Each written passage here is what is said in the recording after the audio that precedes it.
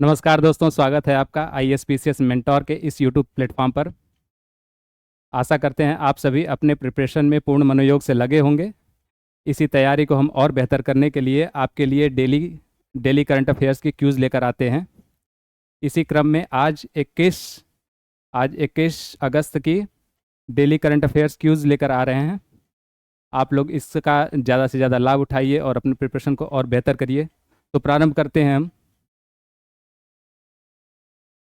पहला क्वेश्चन है अगस्त 2024 में प्रवर्तन निदेशालय ईडी का निदेशक किसे नियुक्त किया गया? किसे नियुक्त किया गया? ऑप्शन जैसा कि आप देख रहे होंगे: संजय मिश्रा, आलोक वर्मा, राहुल नवीन, राकेश अस्थाना। ईडी क्या होती है? ED enforcement directorate. ईडी क्या होती है? यह वित्तीय वित्तीय अपराधों वित्तीय अपराधों वित्तीय अपराधों तथा मनी लॉन्ड्रिंग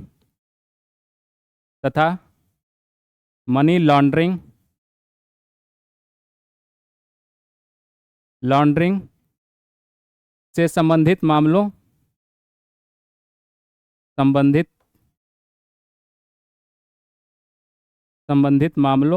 की देखरेख के लिए संबंधित मामलों की देखरेख के लिए यह वित्त मंत्रालय के अंतर्गत, किसमें? वित्त मंत्रालय वित्त मंत्रालय के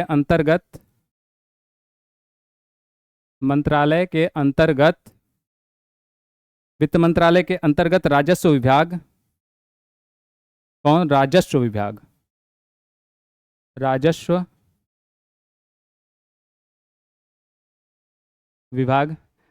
विभाग के अंतर्गत कार्यरत एक जो है संस्था है वित्त मंत्रालय, जो वित्त मंत्रालय के अंतर्गत आती है। वित्त मंत्रालय के में भी वह राजस्व विभाग के अंतर्गत कार्य करती है। और इसका जो मुख्य कार्यालय इसका ये दिल्ली में है। इसके अलावा 5 क्षेत्रीय कार्यालय भी हैं, जो दिल्ली, कोलकाता, कहाँ कहाँ है?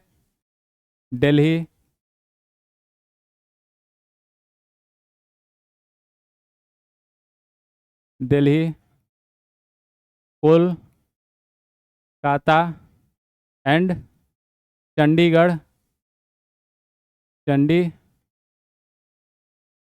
चंडीगढ़ एंड मुंबई। दिल्ली, कोलकाता, चंडीगढ़, मुंबई तथा चेन्नई में है। चेन्नई में 5 इसके क्षेत्रीय कार्यालय हैं। तो इसका सही आंसर क्या हो जाएगा? संजय मिश्रा नहीं, इसका सही आंसर हो जाएगा Rahul Naveen. Answer B. Rahul Naveen, answer B. Next question पे आते हैं। नेक्स्ट क्वेश्चन क्या पूछ रहा है? नवघोषित रामसर साइट नंजरायण पक्षी अभ्यारण्य। कौन सा? नंजरायण पक्षी अभ्यारण्य क्या है? रामसर साइट है। भारत के किस राज्य में स्थित है? नंजरायण बर्ड सैंक्चुरी किस राज्य में स्थित है? ऑप्शन में हमें दिख रहा है तेलंगाना है, महाराष्ट्र है एंड तमिलनाडु है, देन गुजरात है। रामसर कन्वेंशन कब हुआ था? 1971 में। कहाँ पे? ईरान के एक शहर रामसर में एक कन्वेंशन हुआ। कब? 1971 में यह कन्वेंशन हुआ, जिसे रामसर कन्वेंशन कहा गया। इसके अंतर्गत क्या किया जाता है? इसके अंदर जो वेटलैंड्स होते हैं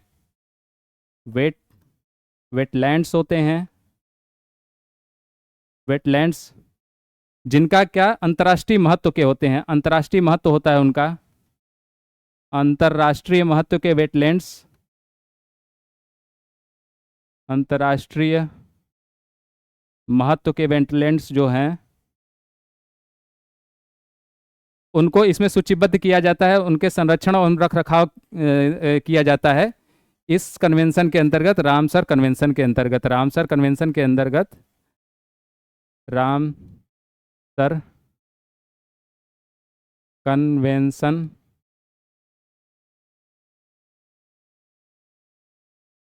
रामसर कन्वेंशन के अंतर्गत इनका रख रखाव किया जाता है। तो यह कहाँ, यह जो हमने पढ़ा क्या, नंजारण्य बर्ड सेंचुरी, यह कहाँ है? सही ऑप्शन हो जाएगा इसका बी, तमिलनाडु में। तमिलनाडु में यह पक्षी अभयारण्य है, तमिलनाडु में रामसर साइट में शामिल किया गया है। कुल रामसर साइट्स कितने हैं भारत में? भारत में कुल रामसर साइट्स की संख्या हो गई है अब 80 हो गए हैं रामसर साइट्स। आगे चलते हैं, आगे है 70वें 70th राष्ट्रीय फिल्म फेयर पुरस्कार, राष्ट्रीय फिल्म पुरस्कार 2020-22 के किस फीचर फिल्म को सर्वश्रेष्ठ फीचर फिल्म का पुरस्कार जीता है? 70वां राष्ट्रीय फिल्म पुरस्कार। ऑप्शन आपके पास है फौजा, कंतारा, अट्टम या ब्रह्मास्त्र।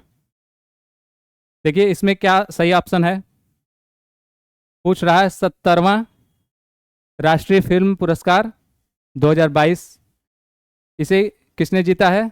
ऑप्शन बी हो जाएगा इसका सही आंसर, अट्टम। 70वां राष्ट्रीय फिल्म फेयर पुरस्कार में सर्वश्रेष्ठ अभिनेता का पुरस्कार किसको प्राप्त हुआ? सर्वश्रेष्ठ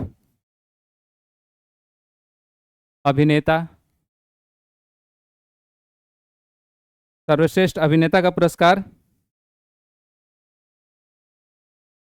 ये है ऋषभ शेट्टी।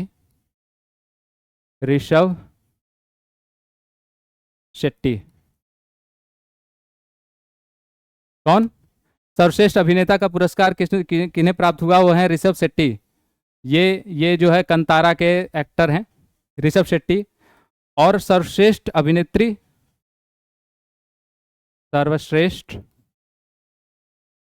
अभिनेत्री का पुरस्कार किसने प्राप्त किया? अभिनेत्री का पुरस्कार किसने प्राप्त किया? दो नाम आता है, एक नित्या Menon,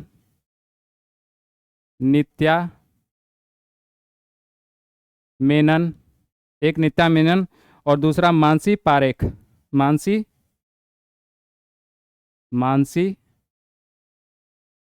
Parekh.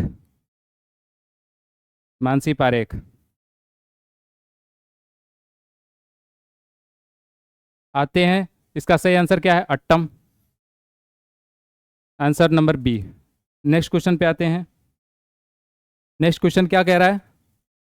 2024 Paris para Olympic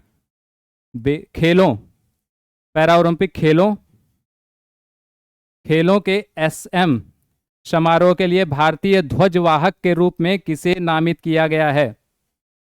2024 के पेरिस पैरा ओलंपिक, पेरिस में अभी यह जो पैरा ओलंपिक होने जा रही है, यह पैरा ओलंपिक खेल कौन सी है?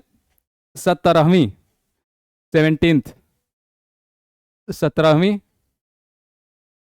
पैरा ओलंपिक, ठीक है, जो पेरिस में हो रही है, अभी हाल ही में पेरिस में एक ओलंपिक हाल ही में पेरिस में हुआ, वो 33वां था, 33वां ओलंपिक हुआ, अभी 33वां ओलंपिक हुआ है।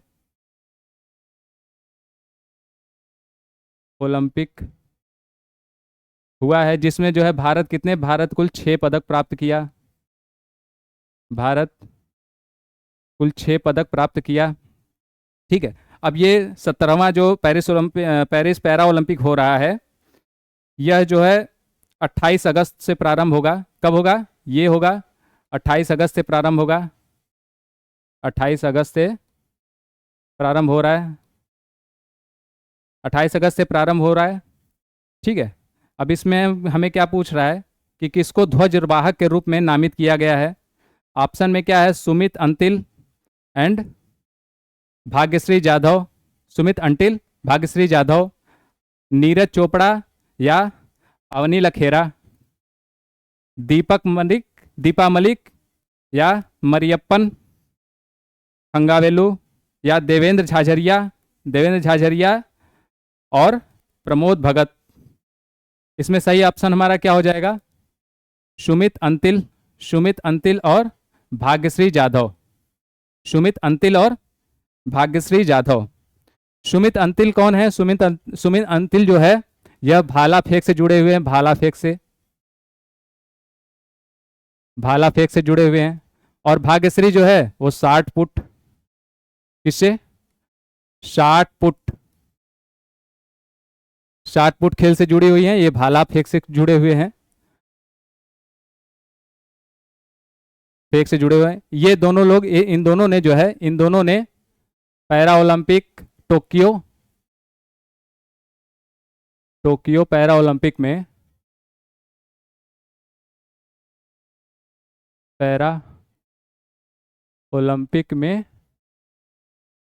गोल्ड मेडल प्राप्त किया था।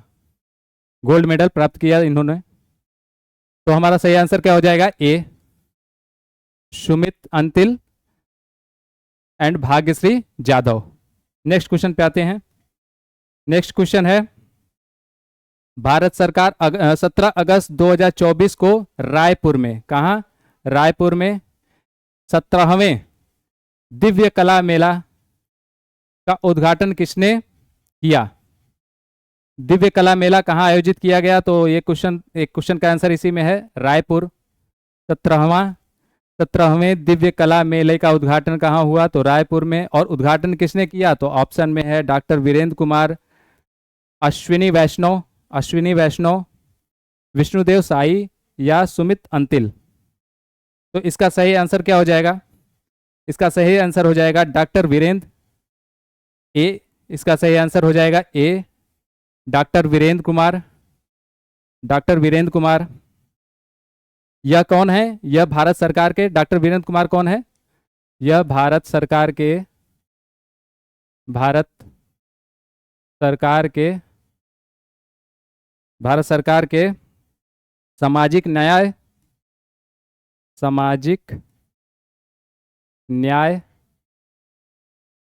सामाजिक न्याय एवं अधिकारिता मंत्री हैं।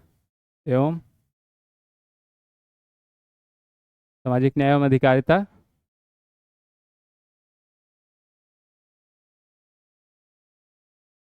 मंत्री हैं। कौन? डॉक्टर वीरेंद्र कुमार, जिन्होंने जो है इस मेले का उद्घाटन किया। अगले क्वेश्चन पे आते हैं। अगला क्वेश्चन है, अगस्त 2024 में कैबिनेट की नियुक्ति समिति द्वारा अगले रक्षा सचिव के रूप में किसे नियुक्त किया गया है? कैबिनेट की नियुक्ति समिति द्वारा रक्षा सचिव के रूप में किसे नियुक्त किया गया? राजेश कुमार, ऑप्शन में है राजेश कुमार, सुरेश चंद्र या अमित शाह या अरविंद कुमार। इसका सही आंसर क्या हो जाएगा? मिस्टर राजेश कुमार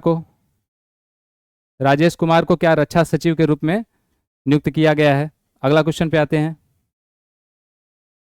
अगला क्वेश्चन है, किस राज्य सरकार ने 78वें स्वतंत्रता दिवस के अवसर पर मुख्यमंत्री युवा उद्यम विकास अभियान, क्या है ये? अभियान है। इस अभियान की योजना की घोषणा की है। ऑप्शन में है बिहार, गुजरात या मध्य प्रदेश या फिर उत्तर प्रदेश। बहुत महत्वपूर्ण क्वेश्चन है। क्या है कि मुख्यमंत्री युवा उद्यम विकास अभियान की घोषणा की है किसने? इसका उत्तर हो जाएगा उत्तर प्रदेश सरकार ने इसकी घोषणा की है। इसके अंतर्गत क्या है? यह जो है, यह योजना जो है रोजगार,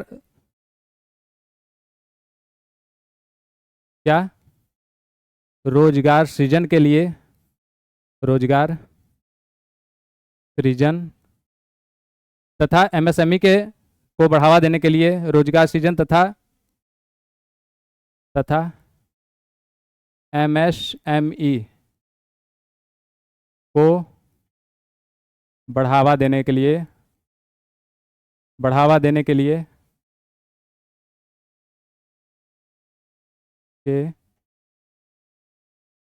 एमएसएमई को बढ़ावा देने के लिए एक ऋण योजना है जिसमें जो है 5 लाख तक ब्याज मुक्त, 5 लाख तक, 5 लाख तक युवाओं को ब्याज मुक्त, ब्याज मुक्त, ब्याज मुक्त ऋण, ऋण दिया जाता है। ब्याज मुक्त ऋण देने की यह योजना है जो उत्तर प्रदेश सरकार ने जो है अभी इस योजना की घोषणा की है। आते हैं नेक्स्ट क्वेश्चन पे। अगला क्वेश्चन क्या है? किस देश ने तीसरे voice of global south summit 2024 की मेजबानी की है? ऑप्शन में है चीन, इंडोनेशिया, भारत, चीन, इंडोनेशिया, भारत तथा ब्राजील। तो जैसा कि आप देख रहे होंगे, क्या है ये? Third voice of global south summit, global south summit है, ग्लोबल साउथ समिट है, ग्लोबल साउथ समिट है। मतलब इसमें कौन कौन से देश शामिल होंगे? साउथ वाले देश शामिल होंगे। लैटिन अमेरिका, कौन? Latin America,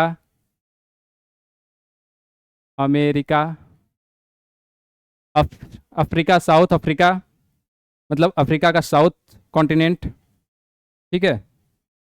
Africa, Latin America, Oceania,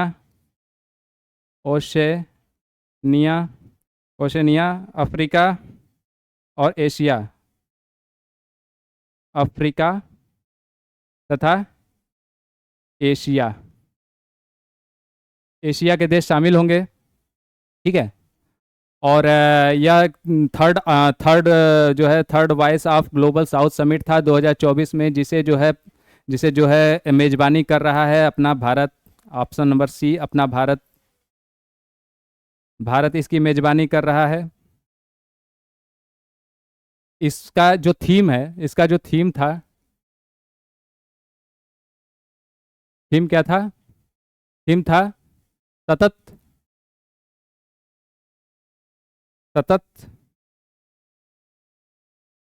सतत भविष्य के लिए, सतत भविष्य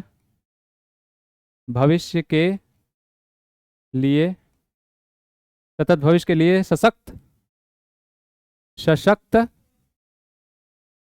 साउथ,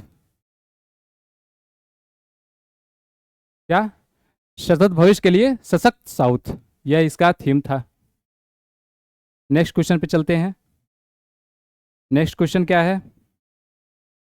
नेक्स्ट क्वेश्चन है, अगस्त 2024 में डोमिनिकन गणराज्य के राष्ट्रपति लुइस अबिनेडर के शपथ ग्रहण समारोह में भारत के प्रतिनिधित्व किसने किया? ऑप्शन में है गायत्री महंत, राजनाथ सिंह, या कीर्तिवर्धन सिंह, या पवित्रा मार्गेरिटा। इसका सही आंसर क्या हो जाएगा? यह डोमिनिकन गणराज्य क्या है? यह जो है कैरिबियन देशों में, कैरिबियन देश है, कैरिबियन देश है, जिसकी राजधानी सांतो दोमिंगो, क्या है? सांतो दोमिंगो है,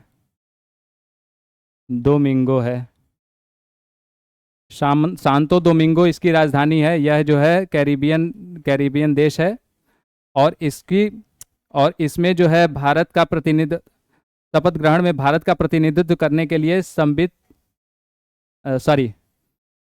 पवित्रा पवित्रा मार्गेरिटा शामिल हुए।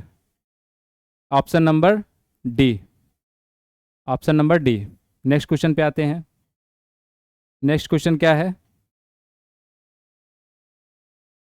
संयुक्त राष्ट्र में भारत के नए राजदूत के रूप में किसे नियुक्त किया गया? राजदूत के रूप में नियुक्त हुए हैं संयुक्त राष्ट्र में भारत के। ऑप्शन है निपेंद्र मिश्रा, अमिताभ कांत, रुद्रजी श्रेष्ठ और पर्वतनेनी हरीश। क्या ऑप्शन इसका सही हो जाएगा? पहले यूएन क्या है? यूएन एक अंतर्राष्ट्रीय संगठन है। क्या है? अंतर्राष्ट्रीय संगठन है। अंतर्राष्ट्रीय संगठन है, आप जानते होंगे, अंतर्राष्ट्रीय संगठन है। और 1945 में इसका गठन हुआ। 1945 में अंतर्राष्ट्रीय संगठन है। और इसका काम क्या होता है? यह मानवता, ठीक है, मानवता और आर्थिक विकास सहयोग, राष्ट्रीय मतलब सहयोग, राष्ट्रीय आर्थिक विकास सहयोग, सामाजिक प्रगति आदि के लिए, सामाजिक प्रगति आदि के लिए कार्य करती है। तो इसका सही आंसर क्या है? इसका आंसर है answer number C, Parvathaneni Harish.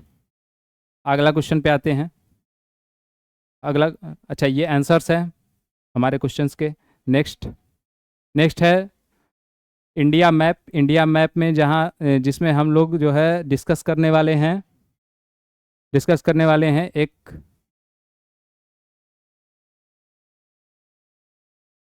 Jharkhand राज्य में स्थित चांडिल में जल विद्युत योजना सरायकेला खरसावा जिले में सुवर्ण रेखा, कौन सी नदी? सुवर्ण रेखा नदी पर हम डिस्कस कर रहे हैं एक विद्युत परियोजना, जल विद्युत परियोजना।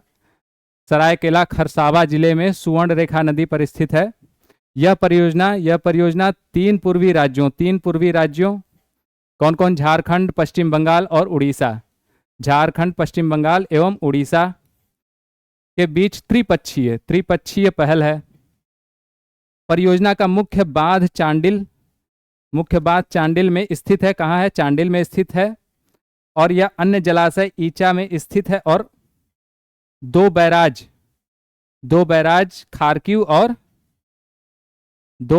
खारक्यू स्थित हैं। आगे चलते हैं।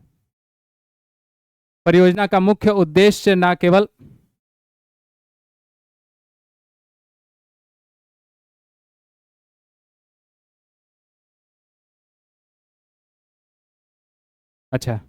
परियोजना का मुख्य उद्देश्य न केवल सिंचाई बल्कि झारखंड, पश्चिम बंगाल, उड़ीसा के लिए बिजली उत्पादन भी है।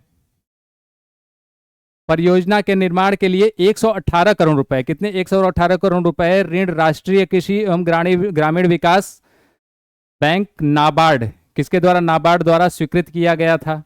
कितना? 118 करोड़। शुरुआत में यह संयुक्त राज्य अमेरिका और विश्व बैंक ने 127 मिलियन डॉलर की मंजूरी दी थी, लेकिन स्थानीय लोगों के विरोध के बाद यह फंड वापस कर लिया गया। क्या हुआ? स्थानीय लोगों ने विरोध किया, जिसकी वजह से इस फंड को वापस किया गया। कौन? संयुक्त राज्य अमेरिका से विश्व बैंक ने 127 मिलियन डॉलर की मंजूरी दी थी। आगे, यह हमारे कोचिंग संस्थान से अपनी तैयारी करके जो है अपने बीपीएससी टीचर्स में सिलेक्शन लेने वाले लोगों की लिस्ट है। इन्हें बहुत बहुत धन्यवाद है। अगला मैप है वर्ल्ड मैप। वर्ल्ड मैप में हम किसे देखेंगे? वर्ल्ड मैप में हम देख रहे हैं बाब अल मंडाप स्ट्रेट। कौन सा? बाब अल मंडाप स्ट्रेट। पहले हम इसको जो है चित्र में देखते हैं। यह एक horn of America, sorry, horn of Africa कहा जाता है। और ये जो स्ट्रेट है इसी को बाब अल मंडाब स्ट्रेट कहा जाता है। और ये जिबूती है। आगे पढ़ा जाए। बाब अल मंडाब जलडमरू एक संकीर्ण जल मार्ग है जो अरब प्रायद्वीप को हॉर्न ऑफ अफ्रीका से अलग करती है। किसे अलग करती है? हॉर्न ऑफ अफ्रीका को अलग करती है अरब प्रायद्वीप से। यह लाल सागर को अदन की खाड़ी और हिंद महासागर से जोड़ता है। लाल सागर को हिंद महासागर से जोड़ता है। आगे, अपने सबसे संकीर्ण बिंदु पर जलडमरू के मध्य की तरफ यमन और दूसरी तरफ जिबूती और इरिट्रिया के बीच केवल 29 किलोमीटर चौड़ाई है। यह वाणिज्य और व्यापार के लिए प्रमुख रणनीतिक चैनल है। किसके लिए? वाणिज्य और व्यापार के लिए। क्यों? क्योंकि यह वैश्विक तेल आपूर्ति की अनुमानित 4% से होकर गुजरता है। इसलिए बहुत महत्वपूर्ण, व्यापार के लिए महत्वपूर्ण हो जाता है। नेक्स्ट हम जो है जनरल अवेयरनेस के क्वेश्चंस लेकर आ रहे हैं, जिसमें पहला क्वेश्चन है, आपको दिख रहा होगा। पहला क्वेश्चन है, पहला क्वेश्चन क्या है? IRS अधिकारी राहुल नवीन प्रवर्तन निदेशालय ईडी के नए निदेशक हैं। उसी संदर्भ में हमें बताएं कि प्रवर्तन निदेशालय ईडी के निदेशक के रूप में राहुल नवीन का कार्यकाल क्या है? तो ईडी का कार्यकाल क्या होता है? यह 2 वर्ष का होता है। ऑप्शन में आपको दिया होगा 2 वर्ष दिया है, 4 वर्ष दिया है, 3 वर्ष और 5। तो इसमें क्या है? इनका कार्यकाल 2 वर्ष का है। परंतु क्या है, इसमें प्रवर्तन निदेशालय के जो है प्रायः जो है इनका कार्यकाल 2 वर्ष का ही होता है, 2 वर्ष का होता है। परंतु 3 वर्ष का विस्तार देकर 2 वर्ष से लेकर 5 वर्ष तक का कार्यकाल इन्हें मिल सकता है। ठीक है, लेकिन अभी ये 2 वर्ष के लिए है। अगले क्वेश्चन पे आते हैं। अगला क्वेश्चन क्या है? नंजरायण, अभी हमने नंजरायण पश्चिम विहार देखा था। नंजरायण कजवेली तथा और तवा जलाशय को नए जोड़े गए रामसर स्थल, उसी के संदर्भ में हमें बताइए, नव घोषित रामसर स्थल तवा जलाशय भारत के किस राज्य में स्थित है? ऑप्शन आपके पास है हरियाणा, मध्य प्रदेश, उत्तर प्रदेश और महाराष्ट्र। क्या ऑप्शन सही है? यह तवा जलाशय भारत के किस राज्य में स्थित है? इसका सही उत्तर हो जाएगा मध्य प्रदेश हो जाएगा। ठीक है, नेक्स्ट क्वेश्चन पे आते हैं। नेक्स्ट क्वेश्चन क्या है? प्रधानमंत्री मोदी ने लगातार 11वीं बार स्वतंत्रता दिवस पर राष्ट्रीय ध्वज फहराया। 11वीं बार राष्ट्रीय ध्वज फहराया है। इस संदर्भ में हमें बताएं कि भारत के किस प्रधानमंत्री ने स्वतंत्रता दिवस के समारोह के अवसर पर कभी राष्ट्रीय ध्वज नहीं फहराया है, कभी नहीं फहराया है। और ऑप्शन आपके पास क्या दिख रहा है? अटल बिहारी वाजपेयी, गुलजारी लाल नंदा, जाकिर हुसैन या लाल बहादुर शास्त्री। इसका सही आंसर क्या हो जाएगा? मिस्टर गुलजारी लाल नंदा। ये हमारे ऐसे प्रधानमंत्री जिन्होंने जो है एक बार भी ध्वज नहीं फहराया। अगले क्वेश्चन पे आते हैं। हरियाणा और जम्मू कश्मीर विधानसभा के लिए चुनाव आयोग ने चुनाव की घोषणा कर दी है। उसी संदर्भ में हमें बताएं कि हरियाणा विधानसभा में कुल सीटों की संख्या कितनी है? ऑप्शन में हमें 90, 85 सीट्स या 80 या 95। तो हरियाणा पूछ रहा है विधानसभा की सीट हरियाणा में कितनी है, तो 90 है। आंसर ए सही हो जाएगा, 90। 90 सीट, आंसर ए सही हो जाएगा। और जम्मू कश्मीर विधानसभा के लिए, जम्मू कश्मीर विधानसभा के लिए सीटों की संख्या कितनी है, यह भी वही है, 90। यह भी 90 सीटें हैं। अगला क्वेश्चन देखते हैं। भारत सरकार ने 70वें राष्ट्रीय फिल्म पुरस्कार 2022 के विजेताओं की सूची की घोषणा की। उसी संदर्भ में हमें बताएं कि निम्नलिखित में से किस शख्सियत को पहला दादा साहब फाल्के पुरस्कार मिला था। दादा साहब फाल्के पुरस्कार क्या होता है? दादा साहब फाल्के पुरस्कार जो है ऐसा पुरस्कार है जो भारत सरकार द्वारा दिया जाता है सिनेमा के क्षेत्र में अपने आजीवन योगदान के लिए, आजीवन योगदान के लिए, आजीवन योगदान के लिए, किसी विशिष्ट योगदान के लिए किसी विशिष्ट व्यक्ति को, किसी विशिष्ट व्यक्ति को सिनेमा क्षेत्र में, इसमें सिनेमा क्षेत्र में, तो इसमें ऑप्शन में हमें क्या दे रहा है? राज कपूर, देविका रानी, या पृथ्वीराज कपूर, या सत्यजीत रे। तो पहला पहला दादा साहब फाल्के पुरस्कार किसे मिला था? ये Devika Rani, answer number D. Devika Rani, answer number D सही हो जाएगा। अगले क्वेश्चन पे आते हैं। अगला क्वेश्चन है, रिपोर्ट में कहा गया है कि मिट्टी में नाइट्रोजन प्रदूषण बढ़ाने की कृषि क्षेत्र से प्रभावित हो रहा है। प्रदूषण बढ़ने से कृषि क्षेत्र प्रभावित हो रहा है, किससे? नाइट्रोजन प्रदूषण से। ठीक है। Nitrous oxide green house gas है के रूप में कार्बन डाइऑक्साइड से अधिक शक्तिशाली और ओजोन परत के लिए एक महत्वपूर्ण खतरा है। एक कथन ये है। अगला कथन है, कृत्रिम उर्वरकों को अत्यधिक उपयोग से मिट्टी के स्वास्थ्य खराब हो सकता है और मिट्टी का उत्पादकता कम आ सकती है। किससे? कृत्रिम उर्वरकों से के अत्यधिक उपयोग से मिट्टी का स्वास्थ्य खराब हो सकता है और मिट्टी की उत्पादकता में कमी आ सकती है। अगला है, नाइट्रोजन प्रेक्षण केवल वायु की गुणवत्ता को प्रभावित करता है और जलीय पारिस्थितिकी तंत्र को प्रभावित नहीं करता है। ये तो गलत है। नाइट्रोजन सिर्फ वायु की गुणवत्ता को प्रभावित करता है और जलीय पारिस्थितिकी को नहीं प्रभावित करता है, ये बिल्कुल गलत है। जलीय पारिस्थितिकी तंत्र को भी जो है नाइट्रोजन प्रभावित करता है। नाइट्रस ऑक्साइड, नाइट्रोजन के जो अवयव होते हैं वो जल में भी घुलकर उसको प्रदूषित करते हैं। तो ये तीसरा वाला ऑप्शन बिल्कुल गलत है। अगर तीसरा वाला ऑप्शन गलत है तो पहला और दूसरा सही है। देखिए इसमें भी 3 है, इसमें भी 3 है, जिन्हें नाम है, तो ये आंसर नंबर बी आपका सही हो जाएगा।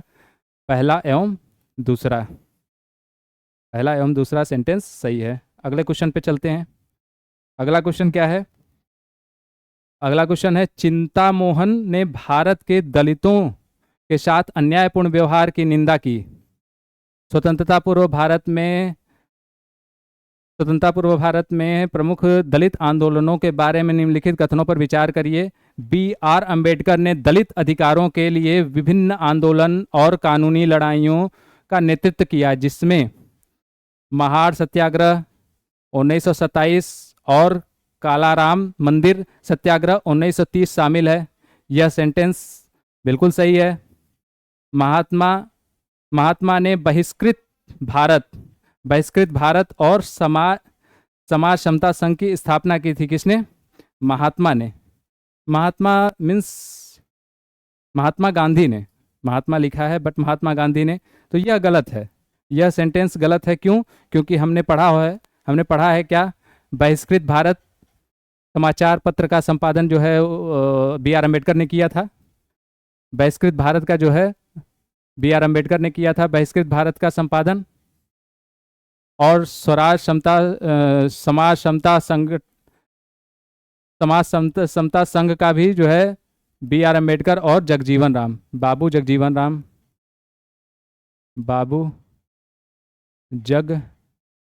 जीवन राम और and B R Ambedkar. B R Ambedkar. और इसे तो बी आर अम्बेडकर ने ही किया था। बी आर अम्बेडकर ने ही किया था। तो इसका सही आंसर क्या हो जाएगा? इसका सही आंसर हो जाएगा दूसरा वाला कथन गलत हो रहा है, तो पहला सही और तीसरा सही, पहला सही और तीसरा सही, आंसर नंबर ए हो जाएगा। पहला एवं तीसरा सही हो जाएगा। अगला क्वेश्चन पढ़ते हैं।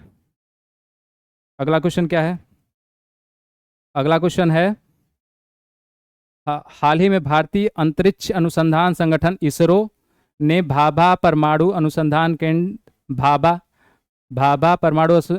केंद्र बार्क के सहयोग से रेडियो थर्मोइलेक्ट्रिक जनरेटर के संयुक्त विकास शुरू किया है। निम्नलिखित कथनों पर विचार कीजिए। अल्फा कण धन आवेशित हाइड्रोजन परमाणु होते हैं। बीटा कण ऋण आवेशित इलेक्ट्रॉन होते हैं। गामा किरणें तटस्थ विद्युत चुंबकीय विकिरण है। उपरोक्त में इसमें कौन सा सही है, कौन सा सही नहीं है? तो हम जैसे कि जानते हैं, रेडियोधर्मी सब्सटेंस क्या होते हैं? रेडियोधर्मी सब्सटेंस वह होते हैं जिससे 3 किरणें निकलती हैं, alpha beta gamma. Alpha beta and gamma. Alpha beta gamma. Alpha beta and gamma. Alpha beta gamma तीन किरणें निकलती हैं, जिसमें जो है यह बिल्कुल सही है कि बीटा कण ऋण आवेशित इलेक्ट्रॉन होते हैं। बीटा कण ऋण आवेशित इलेक्ट्रॉन होते हैं। अल्फा जो होती हैं वो धन आवेशित होती हैं, लेकिन वह परमाणु में हाइड्रोजन हीलियम दो धन आवेशित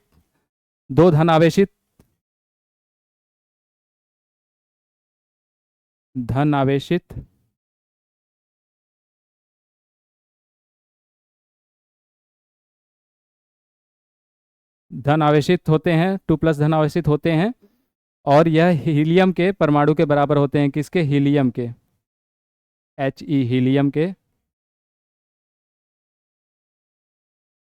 हीलियम के परमाणु के बराबर होते हैं।